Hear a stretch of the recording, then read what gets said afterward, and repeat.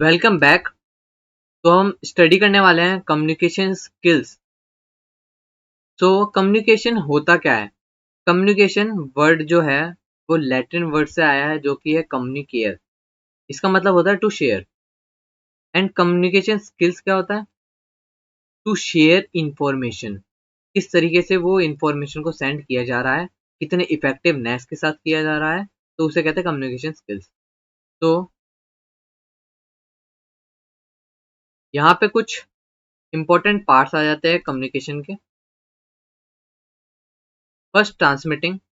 जो सेंडर है वो ट्रांसमिट कर रहा है मैसेज को एक मीडियम से दूसरे मीडियम में। लेट अस सपोज ये है एक सेंडर, इसने मैसेज सेंड किया टू अ रिसीवर। तो सेंडर ने मैसेज ट्रांसमिट किया एक मीडियम से। ये एक मीडियम हो गया, ये वाला एरो एक मीडियम हो गया। तो सेंडर ने ट्रांसमिट किया मैसेज को एक मीडियम से दूसरे मीडियम में, यानी एक यूजर से दूसरे यूजर को। देन सेकंड आता है लिसनिंग। रिसीवर ने वो मैसेज रिसीव किया, उसे लिसन किया। लिसन यानी कि पढ़ना हो गया, उसे समझना, समझ लिया मैसेज को। देन उसके बाद अगला आता है फीडबैक। फीडबैक क्या हुआ? अब क्या हुआ कि रिसीवर ने वो मैसेज अंडरस्टैंड किया, पढ़ लिया, समझ लिया। देन उस मैसेज को समझने के बाद उसने एक मैसेज कन्वे किया, एक और मैसेज कन्वे किया सेंडर को इन अ फॉर्म ऑफ फीडबैक, जिससे क्या हुआ? कम्युनिकेशन साइकिल कंप्लीट हो गई। रिसीव जो सेंडर है उसने मैसेज ट्रांसमिट किया रिसीवर को, रिसीवर ने वो मैसेज रिसीव किया, वो मैसेज समझा, देन उसे वापस कन्वे कर दिया एज अ फीडबैक। नेक्स्ट, मान लो ये एक मैसेंजर है एंड ये एक रिसिपिएंट है। Recipient and messenger, late us suppose ये एक जीमेल की बात कर रहा है। जीमेल ईमेल की मतलब जीमेल पेज हो गया ये एक। यहाँ पे तुमने एक मैसेज सेंड किया रिसिपिएंट को एंड वो जीमेल के थ्रू किया, उसे सेंड कर दिया। अब वो मैसेज सेंड करना क्या हुआ? एक इनपुट। वो मैसेज रिसीव करना क्या हुआ? एक आउटपुट। तो जो मैसेज सेंड किया, इंफॉर्मेशन सेंड किया, उसको कह दिया कोडिंग, कि वो किस वे में लिखा गया है मैसेज एंड वो किसके थ्रू भेजा जा रहा है। तो हो सकता है स्पीक करके भेजा जा रहा हो, यानी वॉइस रिकॉर्ड हो, रिटर्न करके भेजा जा रहा हो, कोई फोटो हो, कोई वीडियो हो, और भी कुछ हो सकता है। तो फिर वो मैसेज जो है वो पहुंच गया रिसिपिएंट के पास, यानी वो आउटपुट पे पहुंच गया। उस मैसेज को डिकोड किया रिसिपिएंट ने, यानी समझा कि उसने क्या समझा उस मैसेज से। देन दोबारा से उस मैसेज के रिप्लाई में फीडबैक भेज दिया मैसेंजर को। अब इसके कुछ एलिमेंट्स पे आते हैं। सेंडर होता है, एक रिसीवर होता है। सेंडर कोई मैसेज सेंड करता है, यानी कि वो कम्युनिकेशन को स्टार्ट करता है, इंफॉर्मेशन भेजता है, एनकोड करता है। देन वो मैसेज जो है वो रिसीवर को सेंड होता है। रिसीवर उस मैसेज को समझता है, एनकोड करता है। एनकोडिंग माने क्या हो गया पता है? एनकोडिंग यानी यहाँ पे सॉरी, कोडिंग एंड डिकोडिंग दोनों आ गया एनकोडिंग के अंदर। तो वो मैसेज को भेज रहा है, किसके थ्रू भेज रहा है? जीमेल के थ्रू भेज रहा है, लाइक व्हाट्सएप के थ्रू भेज रहा है, कोई सोशल मीडिया ऐप है, समथिंग लाइक दैट। फिर वो कोई चैनल के थ्रू ट्रैवल कर रहा है, इंटरनेट मान लो, इंटरनेट के थ्रू ट्रैवल कर रहा है। देन वो रिसीवर को मैसेज रिसीव हुआ, उसने वो मैसेज कन्वे कर दिया as a feedback to the sender. इससे क्या हुआ? कम्युनिकेशन साइकिल कंप्लीट हो गई। देन हमारा आता है वर्बल कम्युनिकेशन, जिसमें साउंड्स, वर्ड्स, लैंग्वेज, स्पीच, इनका यूज किया जाता है। स्पीकिंग जो है वो मोस्ट इफेक्टिव और कॉमनली यूज्ड कम्युनिकेटिंग वे है, जिससे कि जो हमारा एक्सप्रेशंस होते हैं या फिर कह लो इमोशंस होते हैं, वो वर्ड्स में कन्वे करना इजी हो जाता है, हेल्प करता है वो हमारी इजीली कन्वे करने के लिए।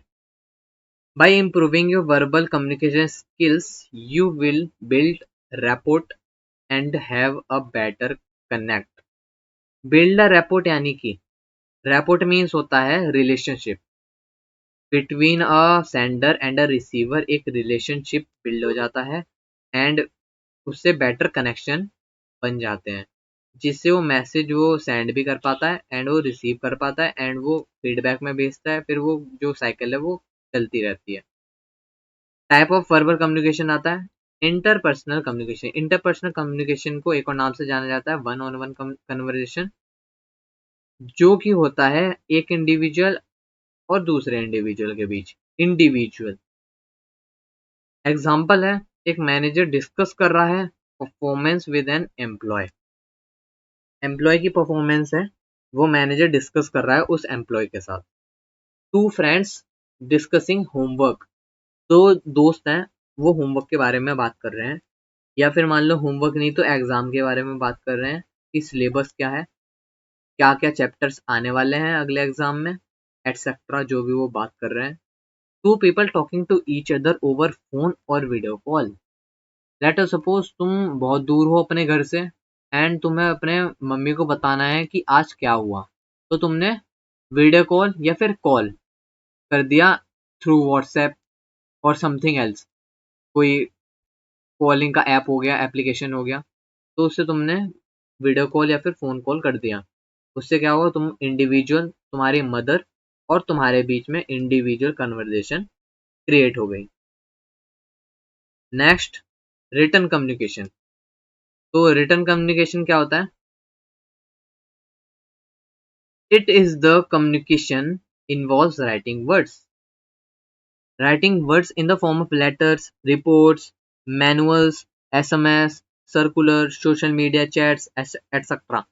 यानी कि तुम एक पेपर पे लिख के किसी को एनवलप में मैसेज सेंड कर रहे हो। मैसेज यानी कि वो लेटर सेंड कर रहे हो, उसमें कोई इन्फॉर्मेशन है तो वो रिटर्न कम्युनिकेशन में आ गया।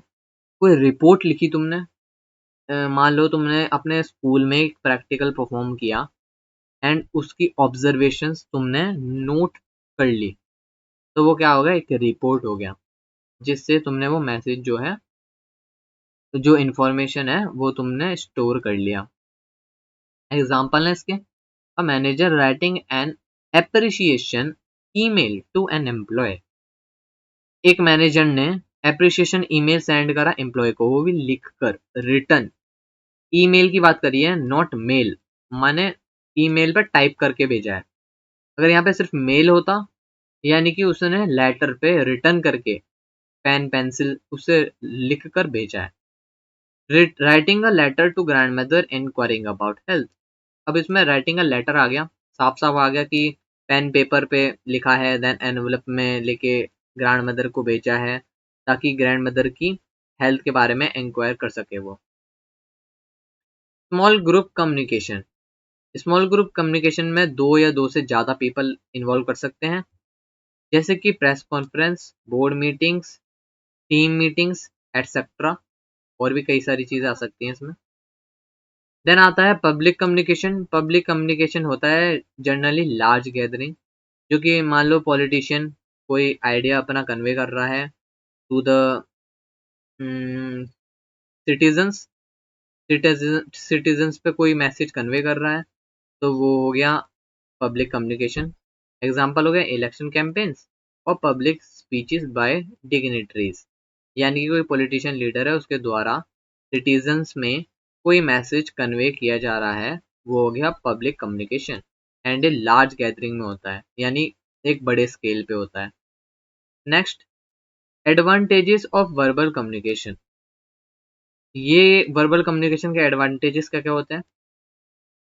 जो वर्बल कम्युनिकेशन होता है वो इजी मोड ऑफ कम्युनिकेशन है, जहाँ पे एक्सचेंज ऑफ आइडिया बहुत इजी हो जाता है, कि तुम क्या चाहते हो या क्या बताना चाहते हो वो तुम रिसीवर को सेंड करते हो एज अ सेंडर, देन वो रिसीवर रिसीव करता है, फटाफट लिसन करता है, मतलब तुम बोलते जाते हो एंड वो लिसन करता जाता है, समझता जाता है, एंड तुम्हारा कन्वर्जेशन खत्म होते ही, मतलब तुम्हारी बात खत्म होते ही देन वो रिस्पॉन्स कर देता है।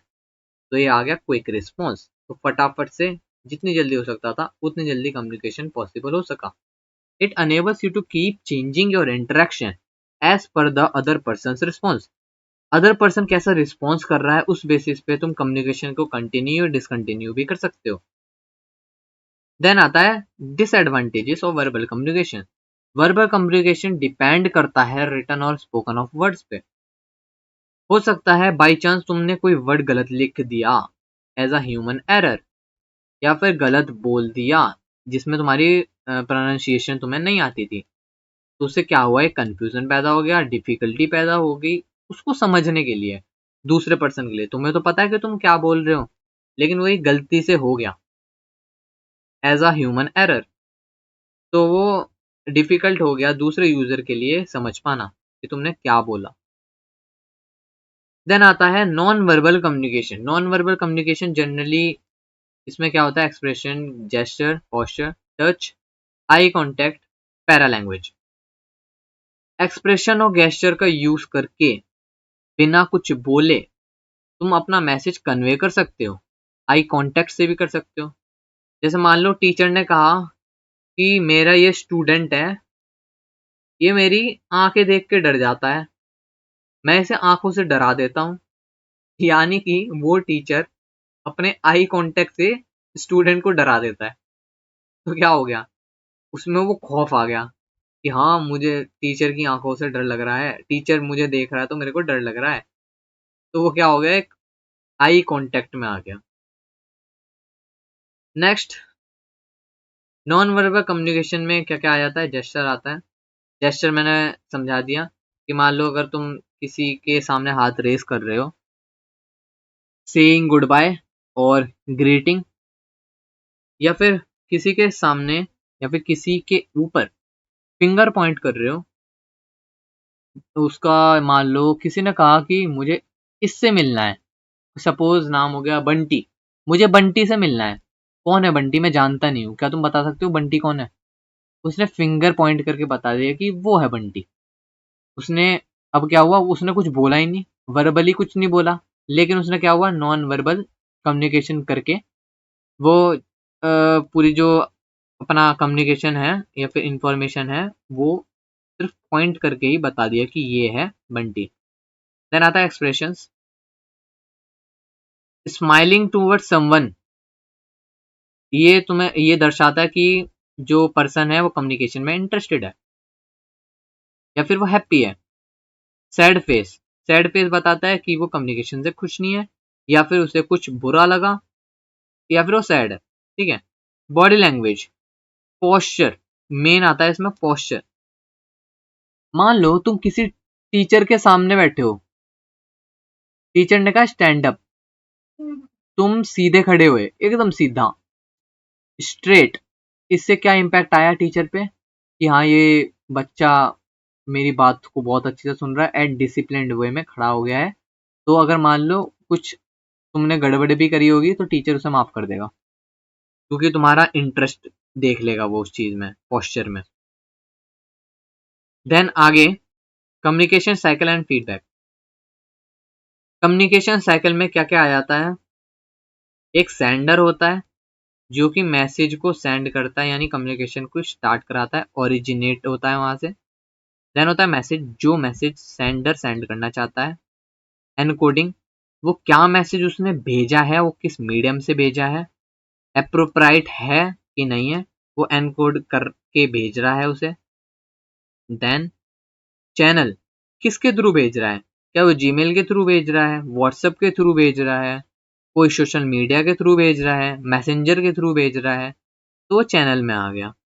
देन आता है रिसीवर, जो उस मैसेज को रिसीव करेगा, यानी वो सेंडर जिसको मैसेज करना चाहता था उसको वो मैसेज पहुंच गया, रिसीवर ने वो मैसेज ले लिया। डिकोड, डिकोडिंग, माने उस मैसेज में क्या लिखा था उसने वो समझा कि इसमें ये लिखा है और इसका मतलब ये बनता है। देन उसने फीडबैक जनरेट किया और सेंडर को वापस भेज दिया, जिससे क्या हुआ, कम्युनिकेशन साइकिल पूरी कंप्लीट हो गई। देन इसमें वही है कि सेंडर ने मैसेज सेंड किया, रिसीवर पे पहुंचा, रिसीवर ने उसको समझा, एक्नॉलेज किया, then send back a response. And पूरे पैराग्राफ में यही चीज है, जिससे क्या हुआ, कम्युनिकेशन साइकिल कंप्लीट हो गई। देन अब क्या होता है, जो रिसीवर है वो फीडबैक जनरेट करता है, उस फीडबैक से पता लगता है कि वो जो मैसेज है वो पहुंचा कि नहीं पहुंचा।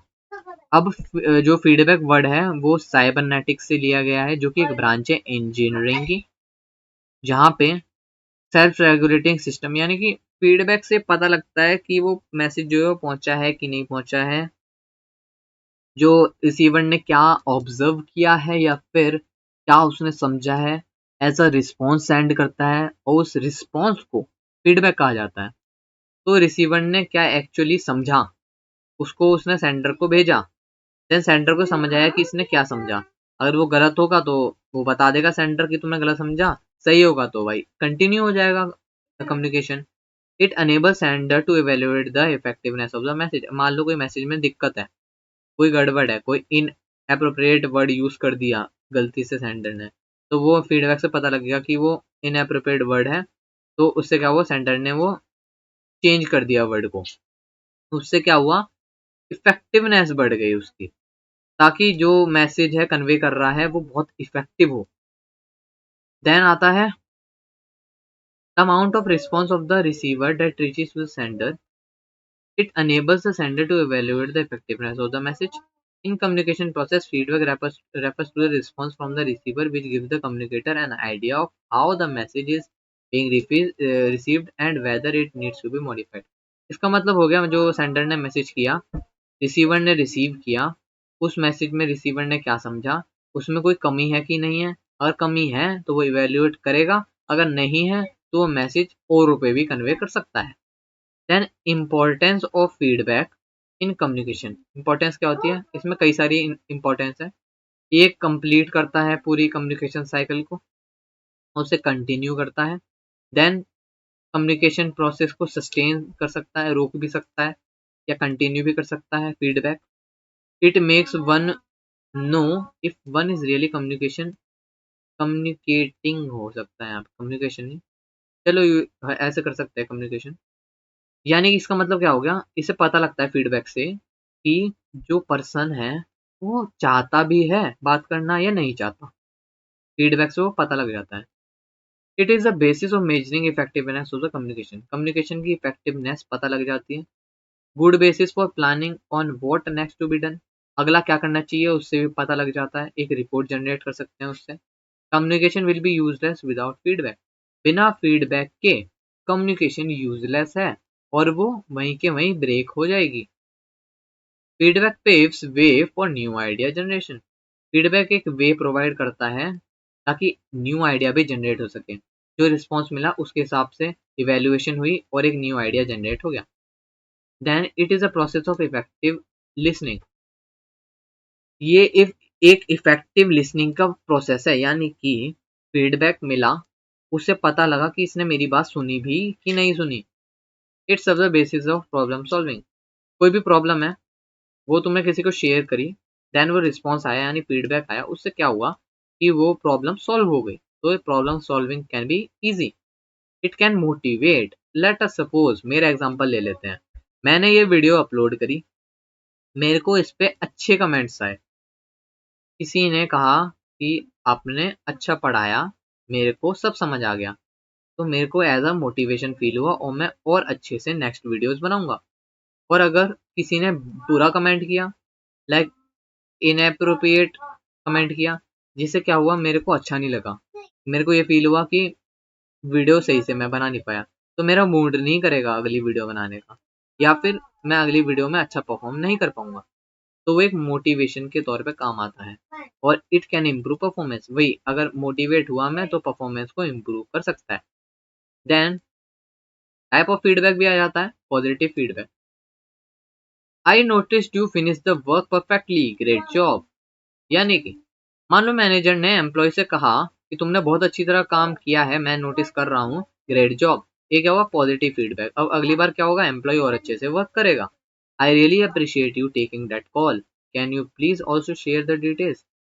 यानी कि वो अप्रिशिएट कर रहा है कॉल उठाने के लिए और फिर वो अपना वर्क भी करवा ले रहा है, यानी कि उसने अप्रिशिएट किया, पॉजिटिव फीडबैक दिया कि thank you for receiving my call. Then वो इंफॉर्मेशन कुछ गैदर करना चाहता है, लेना चाहता है, तो उसने वो मांग लिया कि इंफॉर्मेशन क्या चाहता है। इससे क्या हुआ, एक इफेक्टिव पॉजिटिव फीडबैक कम्युनिकेशन हुआ।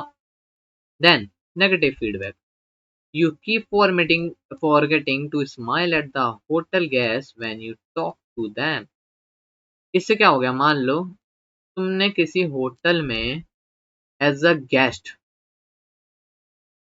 वहां पे एक रूम को अलॉट करवाया जहाँ पे तुम रहना चाह रहे हो कुछ समय के लिए या फिर फॉर सम ईयर्स, जितना समय के लिए तुम रहना चाहते हो। वहाँ के जो सर्विस प्रोवाइडर्स हैं उन्होंने तुमसे बात करी, लेकिन they did not have any smile on their faces, यानी कि उन्हें कोई फर्क नहीं पड़ा तुमसे।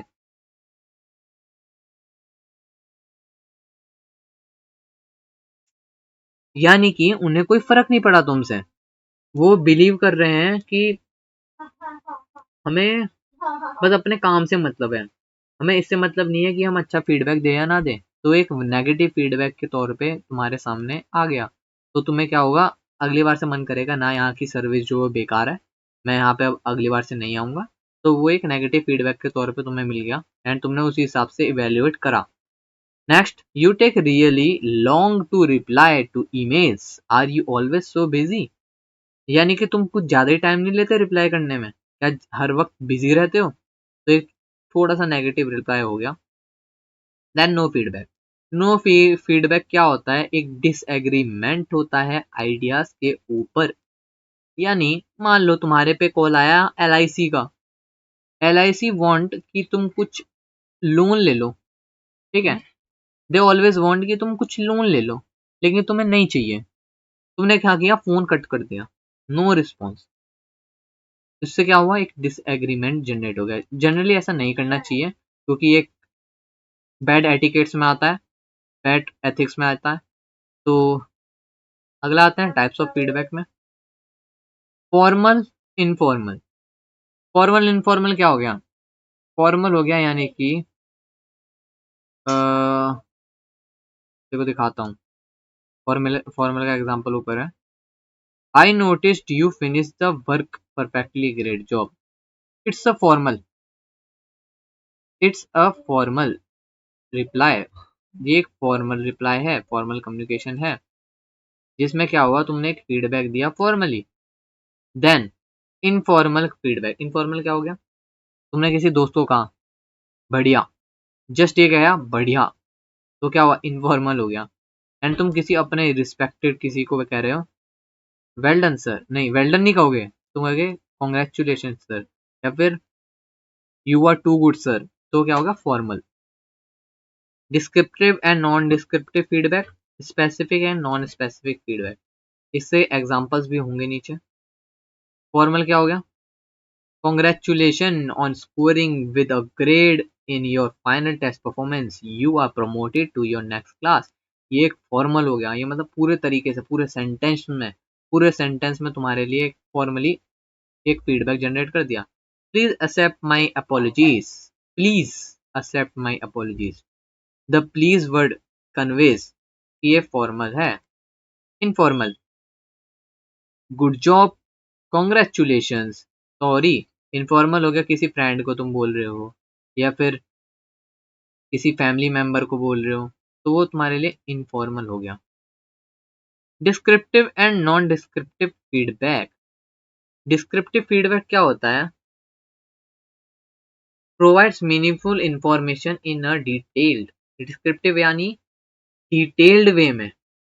एग्जाम्पल हो गया, all paragraphs should cover basically on idea, only one paragraph was as per this specification, other paragraph convey multiple ideas and the information was also cohesively linked।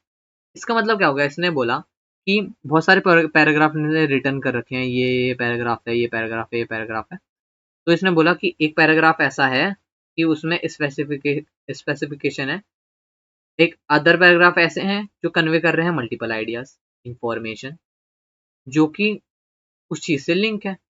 यानी कि उसने बढ़िया तरीके से बता दिया कि यहाँ पर ये चीज है, यहाँ पर ये चीज है, वो गया descriptive.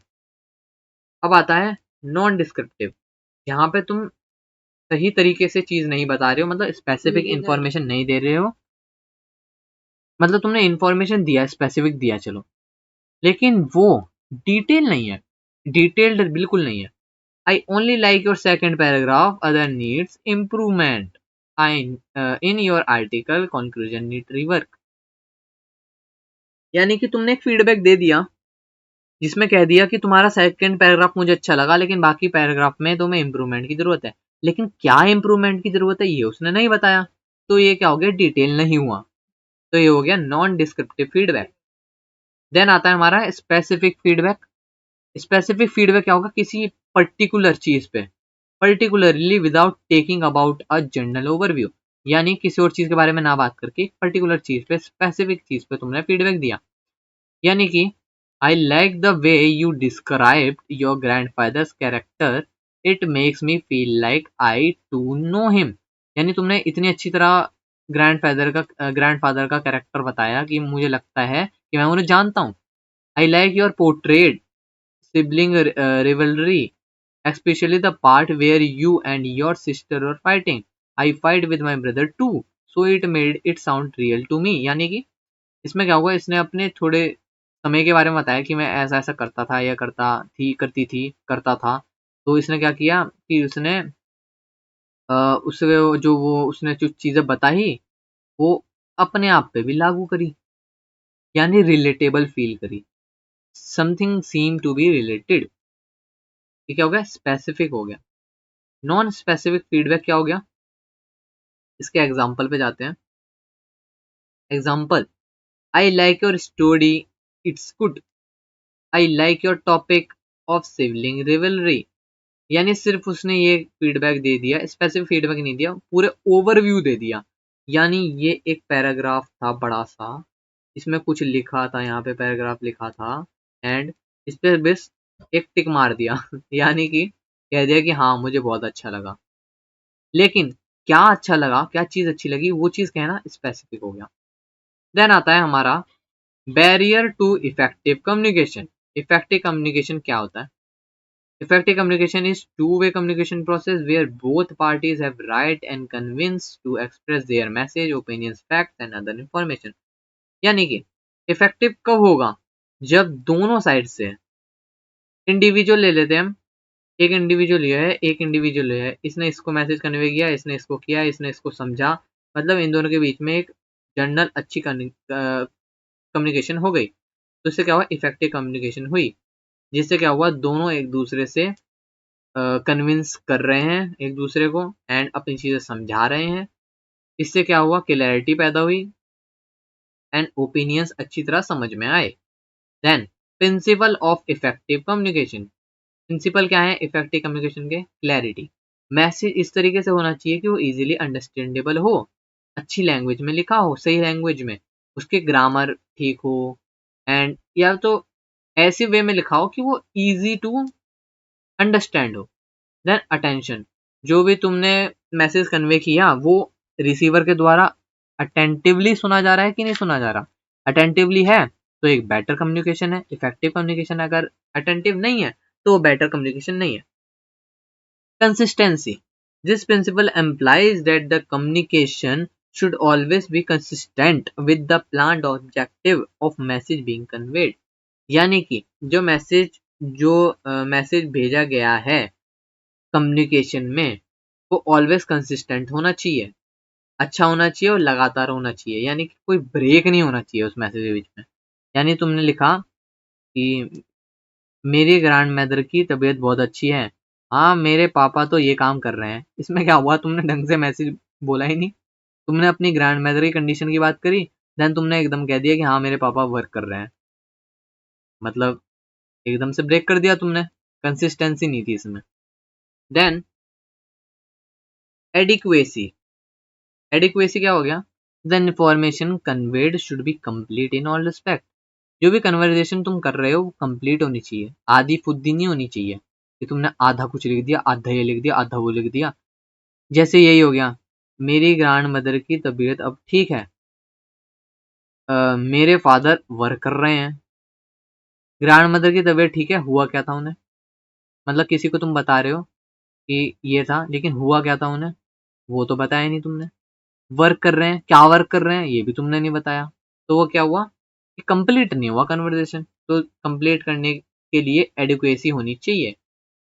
Timelines, the message conveyed should be at the proper time. मतलब तुम्हारे मैनेजर ने कहा message me till sharp 8 o'clock, यानी कि शार्प जो टाइमलाइन प्रोवाइड करी है उसी टाइमलाइन में तुमने मैसेज किया, तो उससे क्या हुआ, इफेक्टिव कम्युनिकेशन हुआ।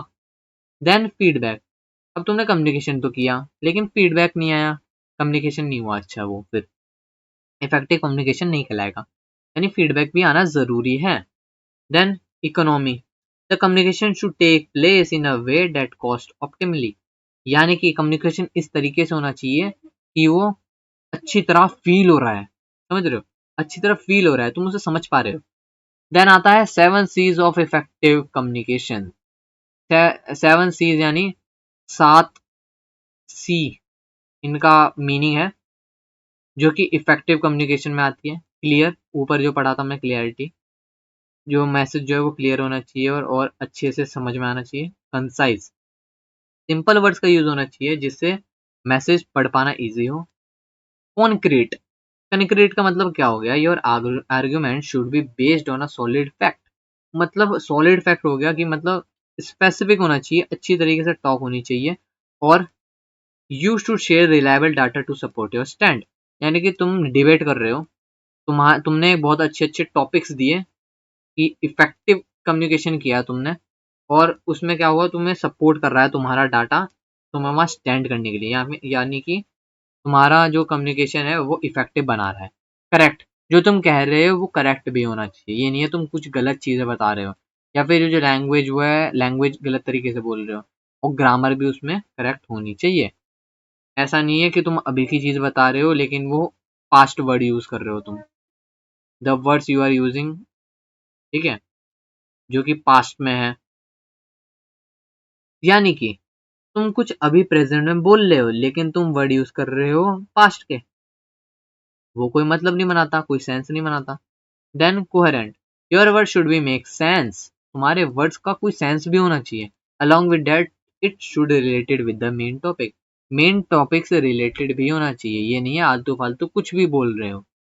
कंप्लीट, तुम्हारा कम्युनिकेशन जो भी तुम कर रहे हो, तुम्हारा मैसेज वो है, मैसेज जो है वो पूरा कंप्लीट होना चाहिए। Courteous, be respectful, honest, friendly throughout your communication, तुम्हें एक तमीज में, तुम्हें एक लहजा होना चाहिए बात करने का, तुम्हें एक तरीका होना चाहिए, रिस्पेक्टफुल होने चाहिए, ऑनेस्ट होनी चाहिए, मतलब सच्चाई, सच्ची चीजें बोल रहे हो, झूठ नहीं बोल रहे हो तुम, ठीक है। Barriers of, sorry, barriers in communication, barriers का क्या आ जाता है, लिंग्विस्टिक बैरियर, यानी कि लैंग्वेज के टाइम बैरियर जो आ जाता है, यानी कि तुम्हें आती है हिंदी, इसे आती है इंग्लिश, लेकिन तुम एक दूसरे से कम्युनिकेट नहीं कर पाओगे क्योंकि तुम दोनों की लैंग्वेजेस अलग है, तो वो लिंग्विस्टिक बैरियर बन जाता है। Physical barrier, if the surrounding do not support proper communication it can also act as a barrier appropriate interaction।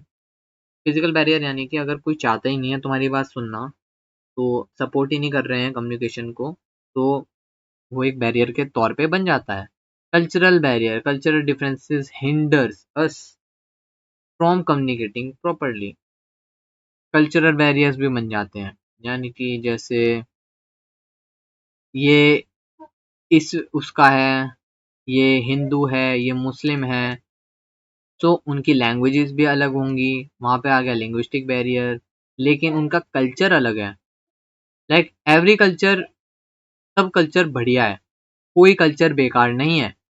हम एज एन इंडियन हमें समझना चाहिए कि जो कल्चरल बैरियर है वो क्रिएट नहीं होना चाहिए, किसी भी हद तक नहीं होना चाहिए, क्योंकि बिना कल्चरल बैरियर के हम अच्छी कम्युनिकेशन कर सकते हैं और हम अपनी बात को, आइडियाज को रख सकते हैं, तो कल्चरल बैरियर्स नहीं होने चाहिए।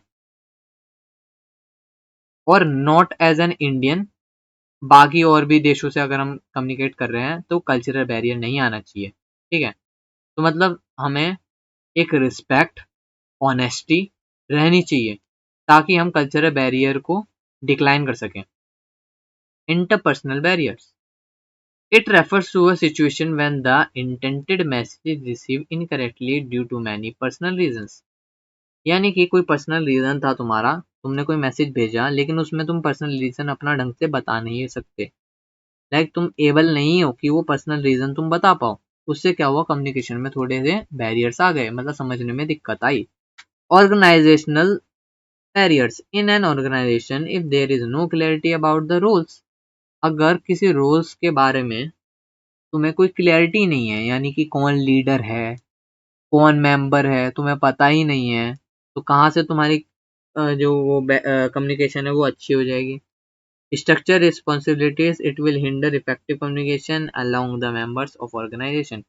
तो ऑर्गेनाइजेशन के मेंबर के बीच में एक बैरियर जनरेट हो जाएगा, जिससे जो भी आइडिया होगा वो ढंग से कन्वे नहीं हो पाएगा। Measures to overcome barriers of communication. Communication के बैरियर को ओवरकम कैसे कर सकते हैं? Lingual factor, overcoming lingual factor, linguistic barrier जो है उसे कैसे ओवरकम कर सकते हैं? To overcome this one need to prepare appropriately, one should carefully think about the language need to be recipient। यानी कि रिसिपिएंट किस लैंग्वेज में बात कर रहा है, उसी लैंग्वेज में सेंडर को भी बात करनी चाहिए, या फिर कोई ऐसा वे होना चाहिए जिससे दोनों एक दूसरे की बात समझ सकें। लाइक दोनों दोनों यूज कर सकते हैं, एक ट्रांसलेटर ह्यूमन या फिर कंप्यूटर बेस्ड या फिर सिस्टम बेस्ड, एक ट्रांसलेटर यूज कर सकते हैं जिससे वो एक दूसरे की लैंग्वेज को ढंग से समझ पाए और वो कन्वे हो पाए ढंग से। Next, overcoming environmental factors. Environmental factors, communicators should ensure that the message is delivered in a distraction free environment। Environment देखा जाए तो नाकाबंदी वगैरह हो जाती है, तो वहाँ पे क्या होता है, तुम्हारे लेटर्स वगैरह नहीं पहुँच पाते, तो ऐसी चीज़ें ओवरकम करनी चाहिए। कम्युनिकेटर जो हैं वो इंश्योर करना चाहिए कि यहाँ पे डिस्ट्रैक्शन तो नहीं है, डिस्ट्रैक्शन फ्री इन्वायरमेंट तो है ना। Overcoming barrier of cultural influence. Cultural influence की बात करी जाए तो preparation to be made keeping the culture of people you are addressing. सीधी बात है, कल्चरल बैरियर को कैसे ओवरकम कर सकते हैं? एक दूसरे के कल्चर का रिस्पेक्ट करके, रिस्पेक्ट वे में रिप्लाई करके, अच्छी तरह मैसेज करके, जिससे जो दूसरा बंदा है वो समझ पाए तुम्हारी बात को कि तुम क्या कहना चाहते हो। कुछ चीज़ गलत हो तो वो चीज़ सुधर जाए, कुछ चीज़ सही हो तो वो और सही हो जाए, ठीक है। Overcoming interpersonal communication, overcoming organisational barriers of communication. Organisational interpersonally तो हो गया ऊपर, ठीक है, दोबारा प्रिंट हो गया, ये एक्स्ट्रा हो चुका है। तो हमारा चैप्टर यहाँ पे समाप्त हो जाता है। अगला आता है सेल्फ मैनेजमेंट स्किल। तो यहाँ पे हमारा कम्युनिकेशन स्किल पूरा पूरा समाप्त हो जाता है। तो ये थी आज की वीडियो। अगर आपको अच्छी लगी हो तो आप लाइक भी कर सकते हो, एंड अगर चैनल अच्छा लगा हो, अभी क्योंकि ये चैनल ग्रो करेगा तो आप ग्रो करने में हेल्प कर सकते हो सब्सक्राइब करके एंड मैसेज करके, यानी कि कमेंट करके, मैं कम्युनिकेशन कहने वाला था, कम्युनिकेट कर सकते हो आप मेरे से, एंड मैं आपके मैसेजेस का रिप्लाई भी करूँगा। एंड हम अब इसके क्वेश्चन आंसर भी करेंगे अगली वीडियो में, जिसमें कम्युनिकेशन स्किल के ऊपर कुछ क्वेश्चंस होंगे एमसीक्यू, एंड कुछ रिटन कम्युनिकेशंस भी होंगे। तो मिलते हैं अगली वीडियो में, तब तक के लिए नमस्कार, बाय बाय।